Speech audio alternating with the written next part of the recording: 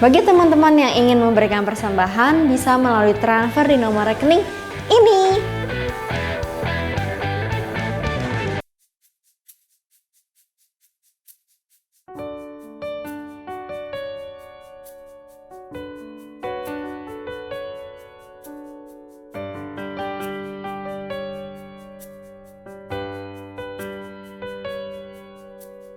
Tuhan adalah gembalaku, takkan kekurangan aku. Ia membaringkan aku di padang berumput hijau. Ia membimbing aku ke air yang tenang. Ia menyegarkan jiwaku. Ia menuntunku ke jalan yang benar, oleh karena namanya. Sekalipun ku berjalan dalam lembah kelam, ku tak takut bahaya, sebab Engkau besertaku.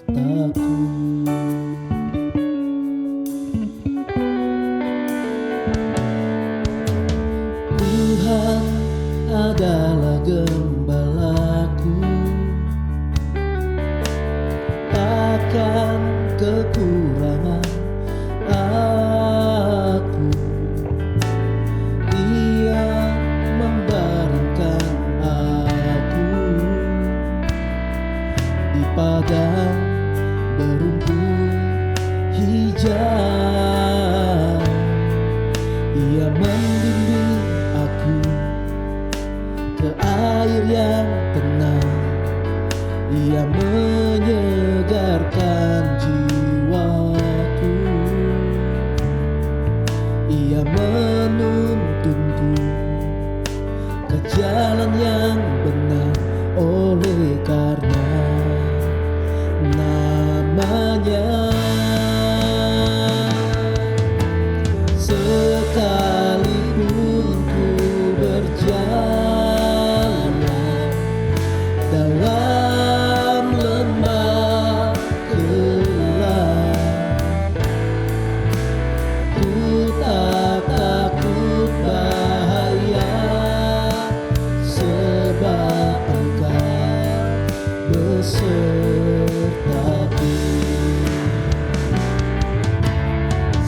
Sekalipun ku berjalan dalam lembah kelam, ku tak takut bahaya, sebab Engkau besertaku.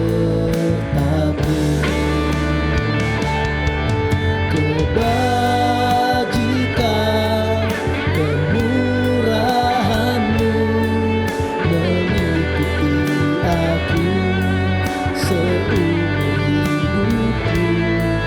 Ku berdiam dalam rumah Tuhan sampai selamanya.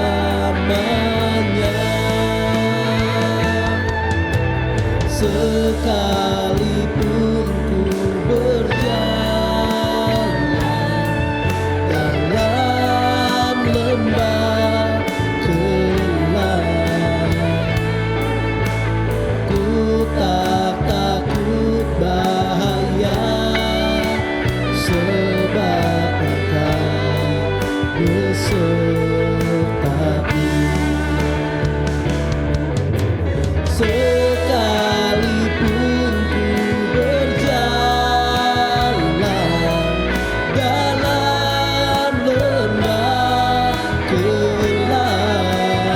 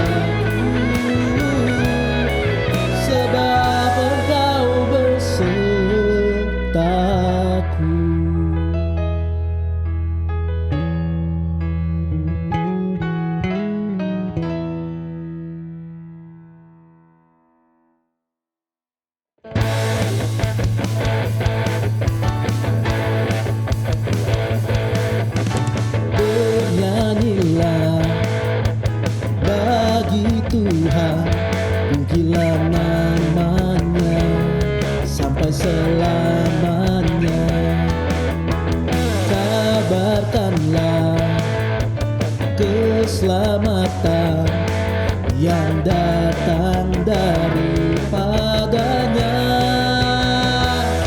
Ceritakanlah kemuliaannya dan perbuatannya yang ajaib di antara suku bangsa, sebab Tuhan Maha besar dan terpuji sangat.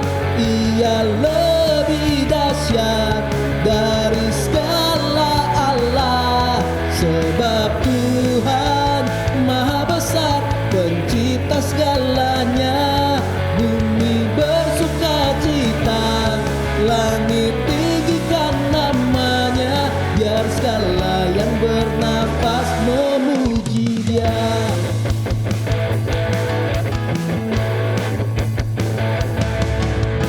Bernyanyilah bagi Tuhan, pujilah namanya sampai selamanya. Kabarkanlah keselamatan yang datang daripadanya. Ceritakanlah kemuliaannya dan perbuatannya yang ajaib di antara suku bangsa, sebab Tuhan Maha besar dan terpuji sangat. Ia lebih dahsyat dari segala Allah, sebab Tuhan Maha besar, pencipta segalanya. Bumi bersuka cita, langit tinggikan namanya, biar segala yang bernafas memuji Dia.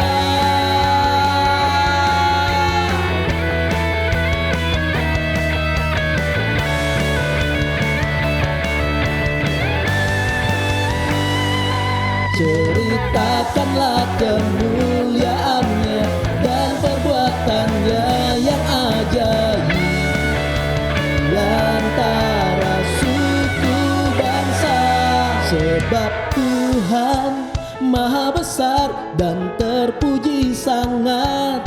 Ia lebih dahsyat dari segala Allah, sebab Tuhan Maha besar, pencipta segalanya. Bumi bersuka cita, langit tinggikan namanya, biar segala yang bernafas memuji Dia. Sebab Tuhan Maha besar dan terpuji sangat. Ia lebih dahsyat dari segala Allah, sebab Tuhan Maha besar, pencipta segalanya. Bumi bersuka cita, langit tinggikan namanya, biar segala yang bernafas memuji Dia. Bumi bersuka cita, langit tinggikan namanya. Bumi bersuka cita, langit tinggikan namanya, biar segala yang bernafas memuji Dia.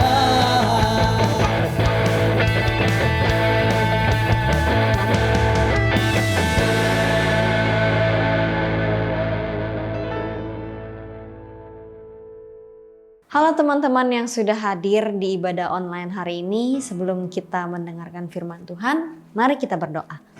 Tuhan Yesus, terima kasih untuk hari ini, untuk setiap kebaikan-Mu bagi kami. Sebentar lagi kami akan mendengarkan firman-Mu, biar Tuhan urapi hamba-Mu yang akan memberitakan firman-Mu supaya bisa menjadi rema bagi setiap kami. Dalam nama Tuhan Yesus kami berdoa. Amin.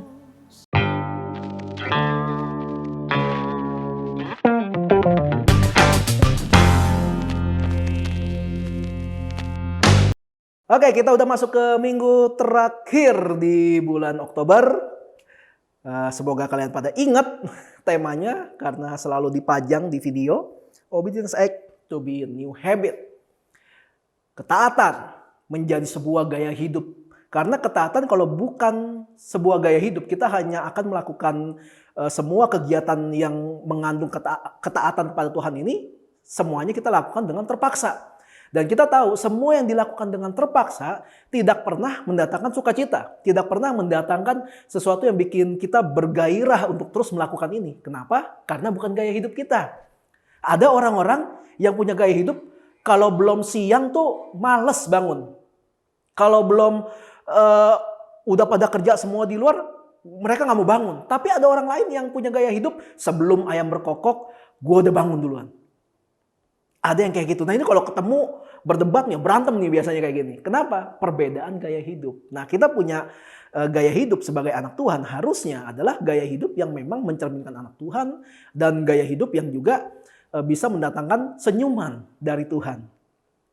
Saya percaya semua pasti mau ya disenyumin sama Tuhan ya. Wah bu, anak yang bagus gitu, anak yang baik gitu ya. Ketimbang hai hamba yang jahat, aku tidak mengenal engkau kayak gitu ya. Nggak enak gitu kalau kayak gituan kan. Dan saya percaya semua pasti pengen dipuji Tuhan. Walaupun kita setiap minggu bilang kita mau memuji dan menyembah Tuhan gitu. Tapi kalau sampai Tuhan yang memuji kita, memuji karena ketaatan kita, memuji karena kelakuan kita pasti senang dong dipuji kan. Oke, sebagai penutup di bulan Oktober, minggu depan kita akan masuk ke bulan yang baru, ke bulan November gitu. Dan dengan tema yang baru juga, tapi sebelum itu mari kita akhiri bulan ini dengan sesuatu yang bergairah, dengan pengajaran yang baik dari firman Tuhan, dengan mungkin ada teguran-teguran, ada saran-saran gitu, ada ide-ide baru supaya kita bisa memasuki bulan yang baru dengan gairah yang baru, dengan ide yang baru, dengan semangat yang baru gitu ya.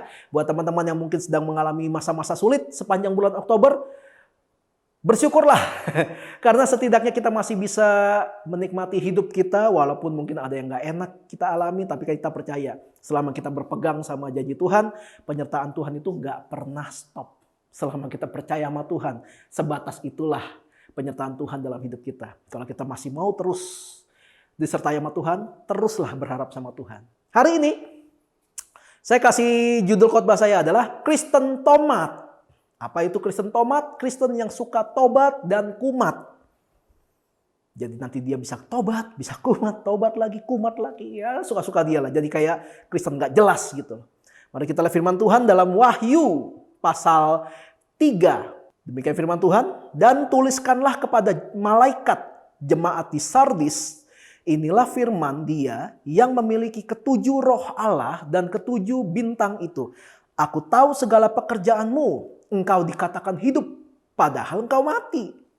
Bangunlah dan kuatkanlah apa yang masih tinggal, yang sudah hampir mati. Sebab tidak satupun dari pekerjaanmu aku dapati sempurna di hadapan Allahku.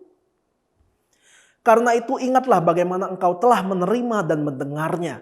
Turutilah itu dan bertobatlah. Karena jikalau engkau tidak berjaga-jaga, aku akan datang seperti pencuri dan engkau tidak tahu pada waktu manakah aku tiba-tiba datang kepadamu. Tetapi di Sardis ada beberapa orang yang tidak mencemarkan pakaiannya. Mereka akan berjalan dengan aku dalam pakaian putih karena mereka adalah layak untuk itu. Barang siapa menang, ia akan dikenakan pakaian putih yang demikian. Aku tidak akan menghapus namanya dari kitab kehidupan, melainkan aku akan mengaku namanya di hadapan Bapakku dan di hadapan para malaikatnya. Siapa bertelinga hendaklah ia mendengarkan apa yang dikatakan oleh Roh kepada jemaat-jemaat. Mari kita bedah ayat ini sebagai penutup di bulan Oktober ini. Kita lihat kembali ayat yang kedua. Dikatakan bangunlah dan kuatkanlah apa yang masih tinggal, yang sudah hampir mati, sebab tidak satupun dari pekerjaanmu aku dapati sempurna di hadapan Allahku. Di ayat ini ada sebuah peringatan dari Tuhan. Ada kayak warning, ada semacam kayak teguran gitu untuk kasih tahu ke kita, ini belum hukuman loh. Ini kayak pemberitahuan, hati-hati. Kayak alarm gitu, hati-hati nih. Lu melakukan sesuatu yang salah, lu melakukan sesuatu yang melenceng. Dibilang ini pekerjaanmu tidak sempurna. Berarti ini berbicara tentang sesuatu yang kita kerjakan tapi nggak perfect. Tapi nggak sungguh-sungguh, nggak sepenuh hati. Kita kerjain sih, kita kerjain ini, kerjain itu, ini, itu, bla bla bla sebagainya. Tapi nggak perfect gitu, nggak bener, seenaknya gitu. Kayak orang suka bilang, yang penting kan gue udah ngerjain, yang penting kan gue baca Alkitab, yang penting kan gue doa, yang penting kan gue kasih persembahan. Tapi hatinya itu jauh dari Tuhan. Itulah pekerjaan yang dilakukan tapi nggak sempurna. Tuhan menegur kita untuk hal ini gitu loh. Iya sih lu pelayanan di gereja. Iya sih lu bantu gereja lu. Iya sih lu baik sama gembala lu gitu ya. Tapi bukan itu yang Tuhan mau. Bukan itu saja mungkin yang Tuhan mau. Tapi pekerjaan lu gak sempurna. Karena itu sempurnakan pekerjaan kita. Sempurnakan pelayanan kita. Buang jauh-jauh mental. Yang penting mah gue kan begini. Yang penting mah gini. Saya pernah dengar, saya pernah diajak malah sama seseorang. Yang ketika tahu kalau saya mulai full time di gereja. Dia bilang gini. Alah bro udah gereja mah gereja aja udah. Gak usah terlalu dalam, biarin aja lah. Gereja mah sama aja busuk semua. Yang ngomong ini dulunya orang yang tekun banget dalam dunia gereja gitu.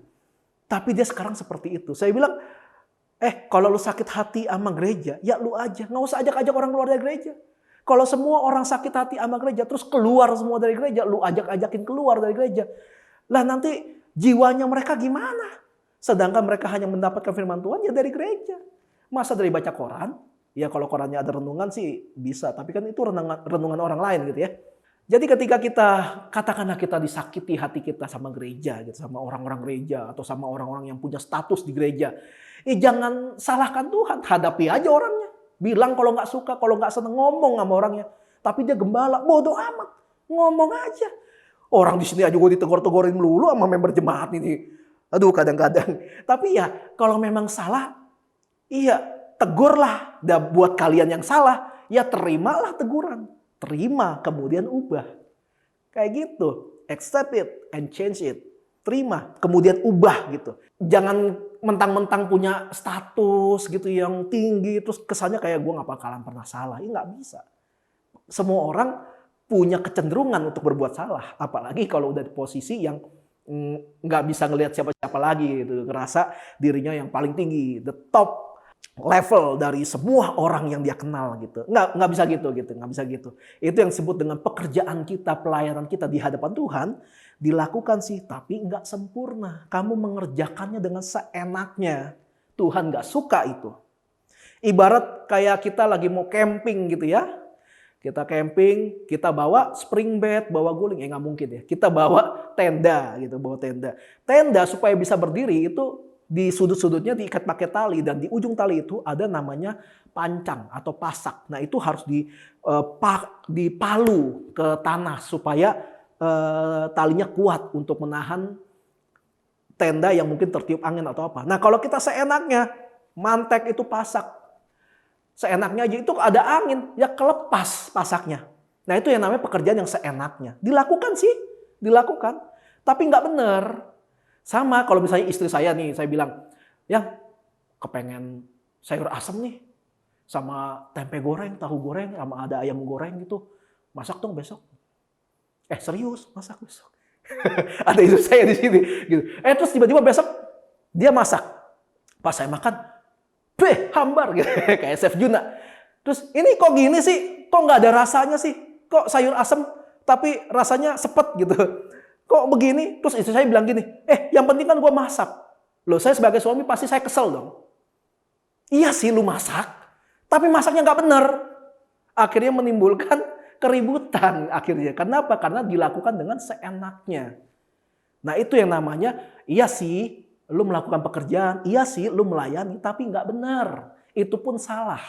Hidup ini selalu tentang belajar kan ya. Sampai hari ini kita selalu belajar. Saya masih belajar cara untuk menjadi hamba Tuhan yang baik dan benar. Masih belajar untuk mengelola hidup saya, untuk mengatur rumah tangga saya. Istri saya pun sampai hari ini masih belajar, ya, belajar nyari cuan gitu.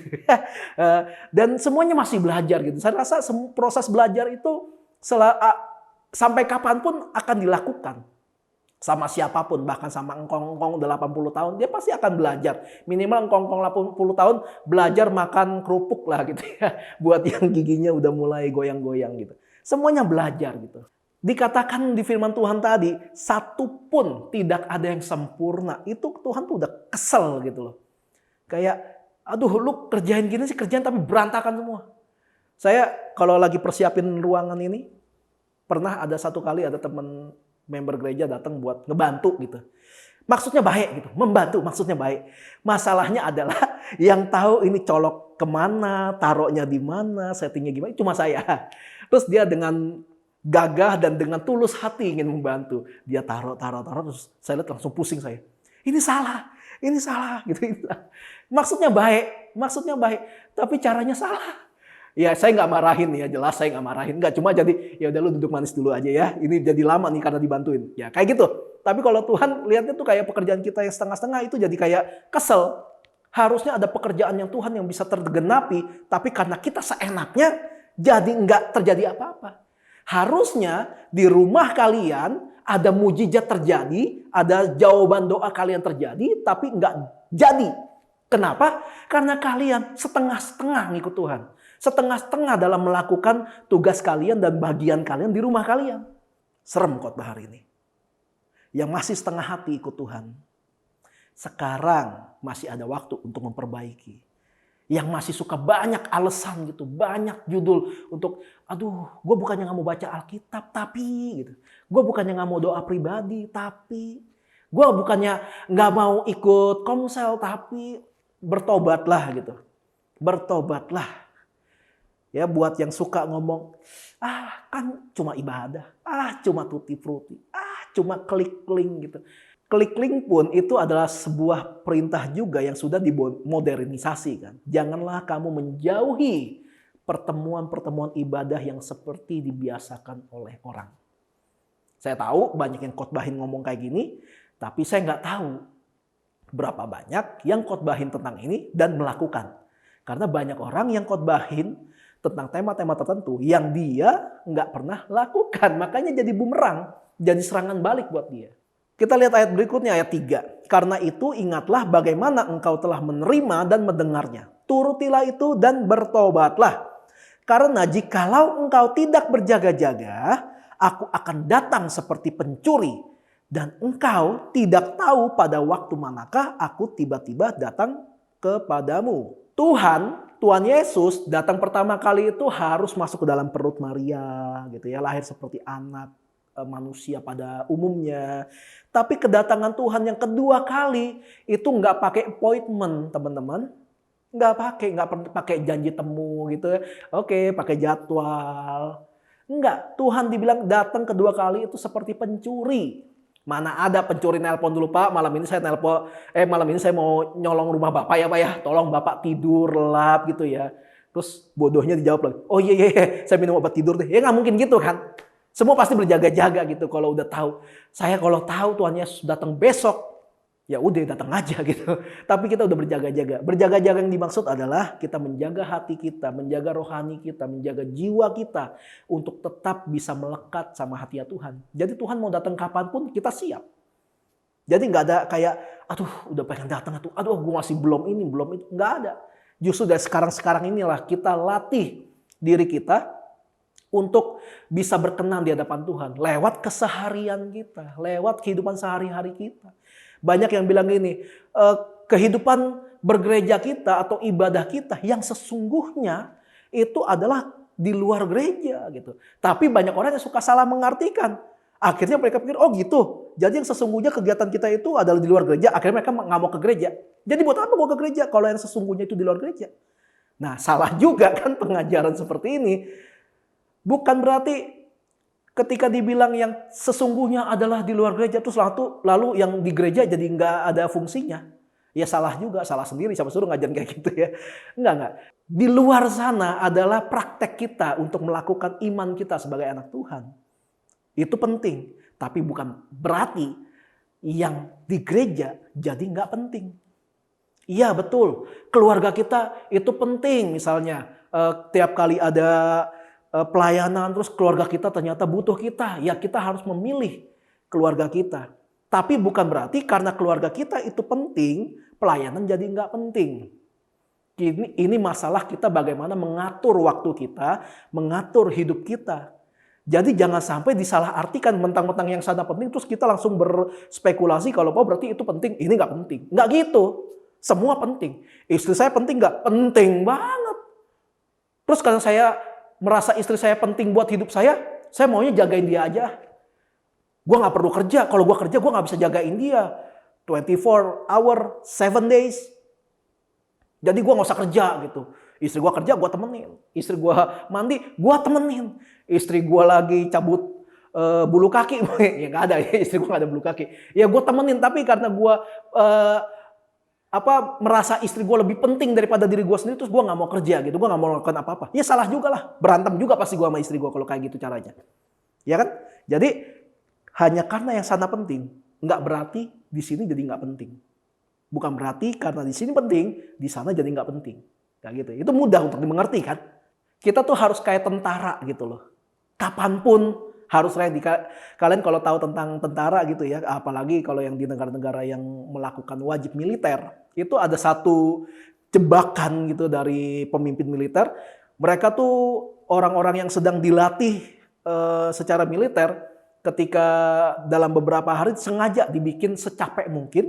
Terus ketika tidur dalam kecapean mereka, sengaja dibangunin dengan mendadak gitu. Padahal baru tidur 4 jam atau baru tidur 3 jam. Terus langsung dibunyiin bel, semua harus siap. Langsung harus langsung bangun, harus bersepatu, harus berseragam langsung. Nah, orang yang nggak bangun udah kena hukum pasti. Kesiapan seperti tentara seperti itu yang Tuhan mau. Kapanpun Tuhan datang, ayo mari kita senang malah kalau Tuhan datangnya makin cepat. Ya dong, karena selesai sudah. Kita akan hidup bersama-sama dengan Tuhan gitu. Jadi kita sebagai anak Tuhan itu jangan jadi Kristen tomat. Lagi ada masalah, nyari Tuhan gitu, tobat gitu. Dia tobat, ya Tuhan ampuni saya Tuhan. Selama ini saya nggak pernah nyari Engkau. Saya malas baca Alkitab.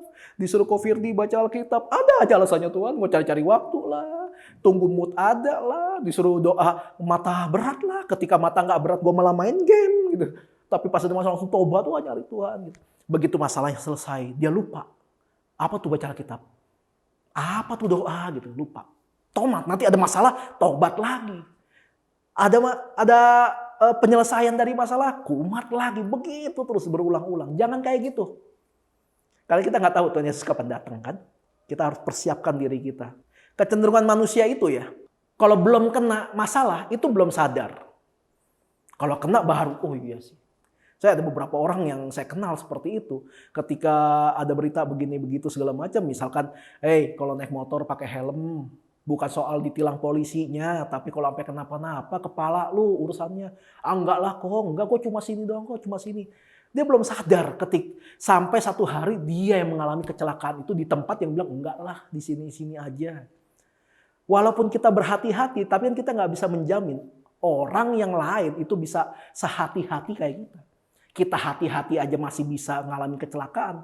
Apalagi kita nggak hati-hati. Itu masih contoh yang sederhana. Orang kecenderungan seperti itu. Kalau bukan dia yang ngalamin itu semua kayak biasa aja. Kita harus pakai pengalaman dari orang lain. Pengalaman buruk orang lain. Kita pakaikan dalam diri kita supaya kita bisa mengantisipasi. Supaya hal buruk yang dialami orang lain tidak kita alami. Misalnya gini. Di Instagram itu ada account tertentu yang selalu memberitakan kabar di jalanan gitu. Ada begini, ada gitu, jalan segala macam. Misalnya gini, kita nge-follow IG itu, terus dibilang gini, kita mau ke Alam Sutra misalnya dari Jakarta. Terus dibilang, tol Karangtengah macet parah karena ada truk terguling misalnya gitu. Harusnya normalnya kan kalau kita lihat itu, kalau gitu ke Karangtengah jangan lewat tol. Lewat jalan biasa aja, mungkin lewat Daan Mogot gitu, atau lewat Semanan, atau bagaimana pokoknya, lewat sana aja. Tapi karena, gitu, terus masa sih nggak mungkin macet. Akhirnya kita naik tol, kena lah di sana. Harusnya 30 menit, 40 menit sampai di sana, akhirnya berujung jadi 3 jam di tol. Hanya karena tidak mau memakaikan pengalaman orang lain ke kita. Itu contoh yang sederhana loh teman-teman. Kita udah banyak belajar nih firman Tuhan dari family gathering, dari tutti frutti gitu ya. Lakukanlah itu gitu loh, turutilah itu. Ada banyak hamba Tuhan yang sudah ngajarin di tempat ini tentang nilai-nilai firman Tuhan. Lakukanlah itu, kata firman Tuhan. Turuti. Beberapa bulan ini kita udah belajar banyak tentang ketaatan gitu ya. Masalah gini, udah pada praktek belum tentang ketaatan ini? Kan udah di-share nih. Buat yang lupa, buka lagi video-video sebelumnya di YouTube. Pada praktekin gak sih? Pada praktekin gak? Ingat, Tuhan Yesus datang seperti pencuri. Jangan sampai kecolongan. Ketika kita gak siap, Tuhan datang. Ketika Tuhan datang, kita minta ampun, udah telat. Udah terlambat semuanya. Jadi jangan mentang-mentang kita belum mengalami hal buruk, terus kita pikir kita tidak akan pernah mengalami hal yang buruk sampai seterusnya. Itu makanya kenapa kita harus berjaga-jaga dan harus punya hati yang siap terhadap kapanpun Tuhan mau datang gitu loh. Kapanpun Tuhan mau menilai kita, kapan Tuhan mau ngangkat kita gitu. Lalu kita lanjutin ke ayat berikutnya. Ayat 4 sampai 5. Tetapi di Sardis ada beberapa orang yang tidak mencemarkan pakaiannya. Mereka akan berjalan dengan aku dalam pakaian putih. Karena mereka adalah layak untuk itu. Barang siapa menang, ia akan dikenakan pakaian putih yang demikian. Aku tidak akan menghapus namanya dari kitab kehidupan, melainkan aku akan mengaku namanya di hadapan Bapakku dan di hadapan para malaikatnya. Sebuah anugerah yang terbesar dalam hidup orang Kristen adalah keselamatan. Diselamatkan kita dari kutuk dosa kepada keselamatan yang dari Tuhan. Gitu. Selain dari itu, anugerah yang lain adalah ketika Yesus mengakui kita di hadapan Bapa. Kalau Tuhan, mungkin kalau ada percakapan Bapa ngomong sama Yesus, Sus, kenal nggak ini? Kenal. Namanya Livi, makeup artist, top. Gitu. Bisa jadi itu Yesus kalau berkenan, dia akan mengakui orang yang berkenan di hatinya di hadapan Bapaknya. Itu juga anugerah besar gitu loh. Sebaliknya, adalah sebuah hukuman yang besar ketika Yesus justru tidak mau mengakui kita di hadapan Bapa. Pilih yang mana? Diakui atau tidak diakui? Ini serem urusannya. Ketika kita mau mempraktekkan firman Tuhan, itu ada aja gitu loh ujiannya. Karena firman Tuhan kan memang dibilang ibarat pedang bermata dua. Dalam firman Tuhan dibilang ini, baik membunuh tubuh maupun jiwa gitu. Tapi ingat, pedang bermata dua itu ke musuh bisa kena, ke kita pun bisa kena. Jadi ketika kita menyampaikan firman Tuhan atau ketika kita sedang membaca firman Tuhan, itu tidak hanya untuk orang lain, tapi untuk kita juga yang lagi ngebaca firman Tuhan itu. Dikatakan gini, barang siapa menang, menang atas apa? Menang atas menjalani kehidupan kekristenan kita. Barang siapa menang. Jadi berarti ada kemungkinan ada yang nggak menang, ada yang nggak melakukan firman Tuhan itu. Nah siapa? Yaitu orang-orang yang seenaknya itu. Ia sih melakukan pelayanan, melakukan ini, rajin ikut doa pagi, tapi hatinya sebenarnya jauh dari Tuhan. Itu yang namanya tidak sempurna atau seenaknya. Surga itu selalu ada. Neraka juga selalu ada. Jadi nggak usah dipusingin, nggak usah diributin lagi tentang surga dan neraka, itu selalu ada. Yang harus dipusingin adalah apakah nama kita tercatat dalam bukunya Tuhan, buku kehidupan. Kita harus concern di sana. Nama kita tercatat nggak nih? Sampai Musa waktu dia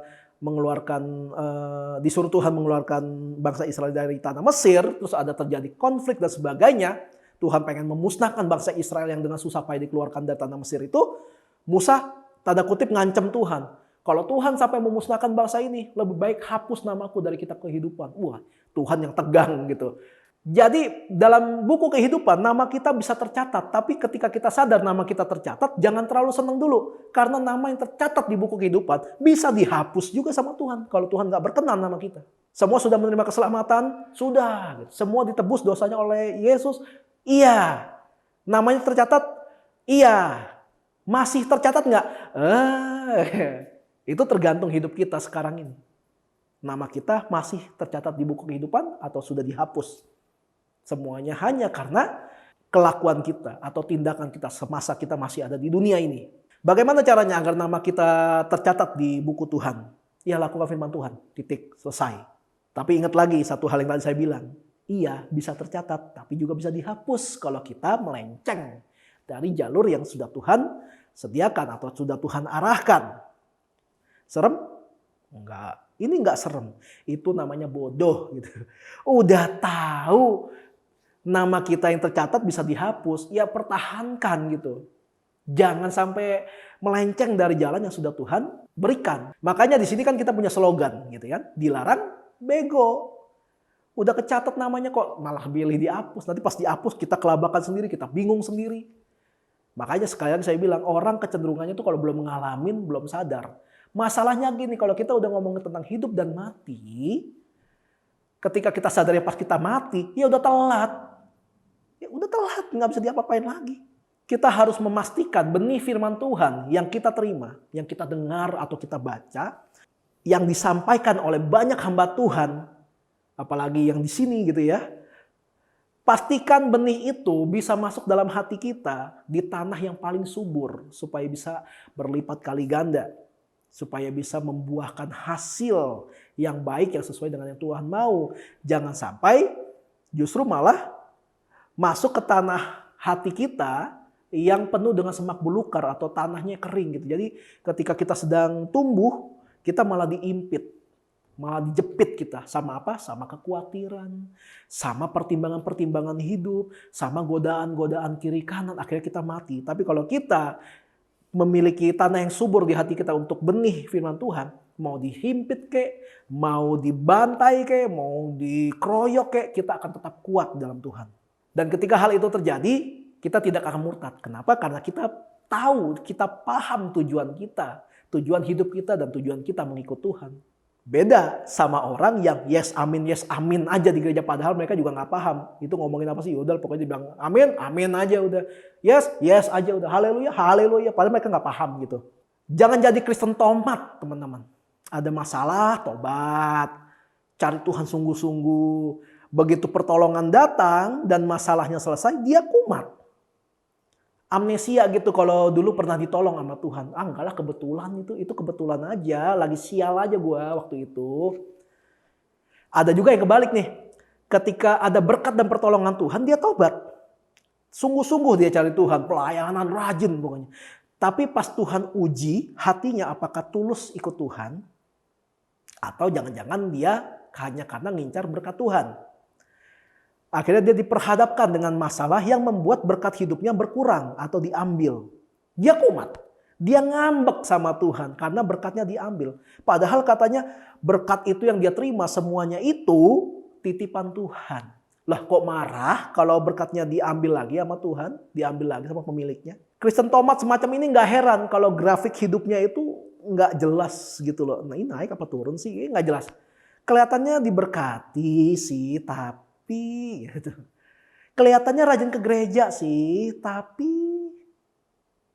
kayaknya ada yang salah gitu atau ada yang kurang untuk apapun yang dilakukan. Kelihatannya Kristen sih, salah sih, tapi kayak gitu. Ada sebuah hal yang kita nggak bisa jelaskan gitu, tapi ngganjel gitu. Itu yang namanya pekerjaannya tidak sempurna. Dia menaruh term and condition sama Tuhan. Pokoknya kalau gua mau rajin ke gereja, Tuhan harus begini nih sama gua. Kalau enggak ada gereja-gerejaan gitu. Nah, Tuhan kok diancam. Iman kita memang enggak perlu ditunjukkan sama siapa-siapa. Enggak perlu, lihat nih gua punya iman. Enggak perlu ditunjukkan. Tapi bentuk kecintaan kita sama Tuhan harus terlihat bentuknya oleh orang banyak. Seperti apa hidup kita jalani, orang akan menilai hidup kita. Pilih mana? Oh Kristen, pantas baik gitu. Jangan sampai, oh Kristen, pantas rese. Masa gitu? Itu harus terlihat. Iman kita gak perlu kelihatan. Tapi praktek dari iman kita itu harus terlihat. Orang Kristen yang ngaku cinta Tuhan tapi gak pernah melakukan apa-apa untuk pekerjaan Tuhan. Itu sama seperti singa, tapi di kebun binatang. Ada taringnya, ada cakarnya, ada buasnya gitu loh. Kalau ngaum kencang tetapnya. Tapi di penjara. Orang bayar untuk nontonin kita gitu. Oh singa ditontonin gitu. Bukan ditakuti. Buasnya gak berasa. Karismanya gak ada. Kalau sampai mengaum gitu ya, kita bersuara kencang. Orang malah gitu. Bukan takut. Padahal sih enggak. Makanya kita harus ubah mental kita kalau kita mau beribadah. Kita beribadah itu untuk menyembah Tuhan, mengagungkan Tuhan, bawa korban persembahan, bawa hati yang termeterai oleh meterai Tuhan. Kita beribadah bukan untuk lihat pertunjukan musik atau show lawak dari pendetanya atau pengkhotbahnya gitu, atau buat nge-games di gereja. Bukan itu esensinya. Esensi ibadah itu bukan di musik, esensi ibadah bukan di lagu-lagu, bukan di entertainmentnya. Esensi ibadah itu ada secara pribadi, hadir atau tidaknya Tuhan di ibadah kita secara pribadi. Pujian dan penyembahan yang kita naikkan ke Tuhan berkenan atau tidak sama Tuhan secara pribadi. Mengalami perjumpaan pribadi dengan Tuhan atau enggak. Itu esensi ibadah. Ini yang harus kita capai sebagai bentuk ketaatan kita sama Tuhan. Kita lakukan apa yang diajari di setiap ibadah yang sesuai dengan apa yang tertulis di Alkitab. Dengan sempurna gitu. Kita lakukan jangan setengah-setengah. Jangan pakai term and condition lagi sama Tuhan. Jangan coba-coba. Jangan jadi Kristen tomat. Lu nyari Tuhan, lu tobat. Lu gak butuh Tuhan, lu kumat. Tuhan buang kita itu lama-lama. Dan firman Tuhan hari ini ditutup dengan barang siapa bertelinga, hendaklah ia mendengar. Amin. Mari kita mempersiapkan perjamuan kudus.